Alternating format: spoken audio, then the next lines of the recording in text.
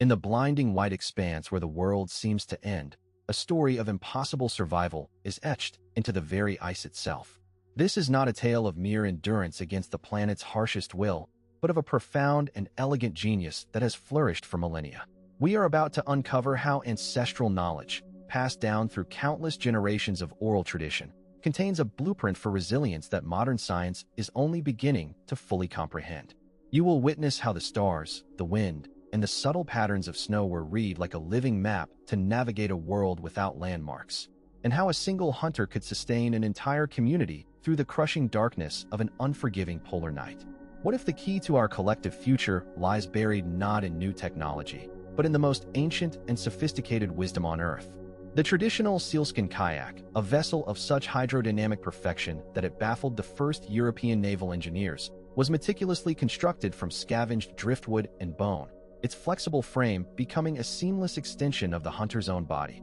allowing them to feel the faintest movements of prey deep beneath the ice-choked water. In addition to this solo hunting craft, the larger umiak, often called the woman's boat, served as an incredible feat of communal engineering, a robust open vessel capable of transporting entire families and their worldly possessions across treacherous, iceberg-laden seas during seasonal migrations. Furthermore, the biomechanical synergy between the paddler and the kayak created a low-profile, silent, and astonishingly swift platform for survival, a piece of technology so perfectly adapted to its environment that its principles of design are still revered. Contemporary analysis by naval architects confirms that these ancient designs possess a unique combination of stability and efficiency in extreme wave conditions, a testament to an intuitive understanding of physics honed over thousands of years of direct observation and refinement. The iconic igloo, far from being a simple dome, is a masterpiece of structural engineering, built as a perfect catenary arch from blocks of wind-hardened snow,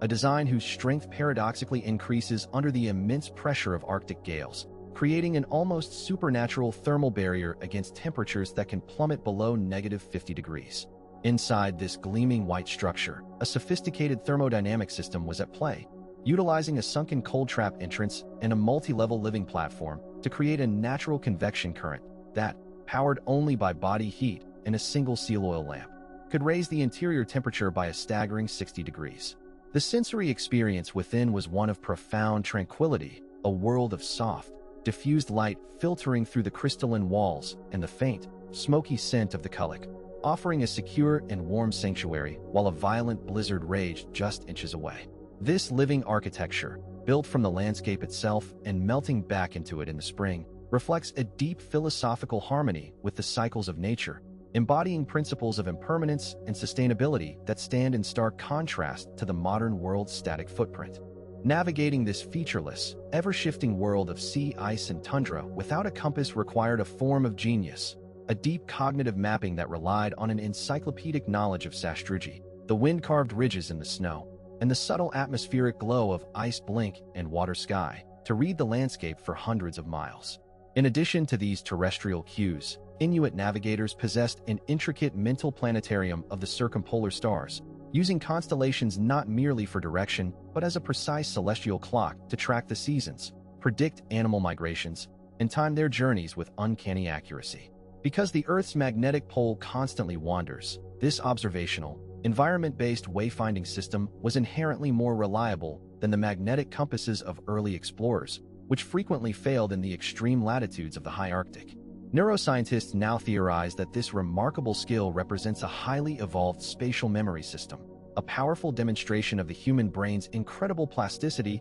and its capacity to internalize and process vast, complex environmental data for survival. The traditional diet, composed almost entirely of nutrient-dense fats and proteins from seal, caribou, and whale, provided the immense caloric furnace required to survive the extreme cold while also delivering every essential vitamin, completely preventing diseases like scurvy that devastated European expeditions. Although it defies conventional dietary wisdom, this high-fat intake, as confirmed by contemporary nutritional science, is a perfect metabolic adaptation that promotes thermogenesis and supplies the crucial omega-3 fatty acids vital for cardiovascular health and cognitive function in such a demanding environment. The sacred practice of sharing the hunt, especially prized foods like muktuk, was not just a nutritional strategy, but the very bedrock of their social fabric. reinforcing intricate bonds of kinship and ensuring the community's collective resilience through a sophisticated, honor-bound system of reciprocity. In fact, modern scientific studies of the gut microbiome in northern peoples have revealed unique microbial communities co-evolved to efficiently process this specific diet,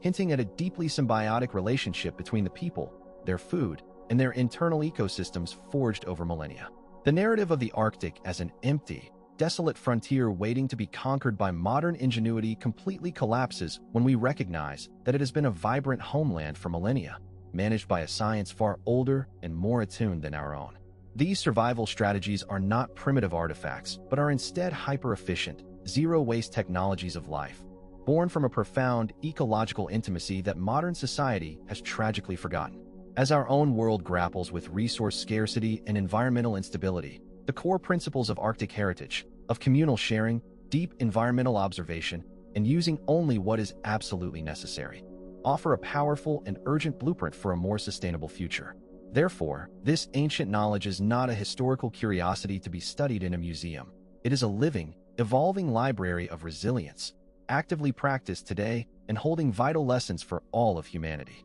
In the heart of the Great White Silence, we find not an absence of life, but the most powerful testament to human adaptability and the enduring brilliance of the human spirit. To look north is to look into a mirror of our own potential, a reflection of a wisdom that we must now humbly seek to understand and preserve. The future of our planet may very well depend on the lessons whispered by the Arctic wind, carried forth from the dawn of time.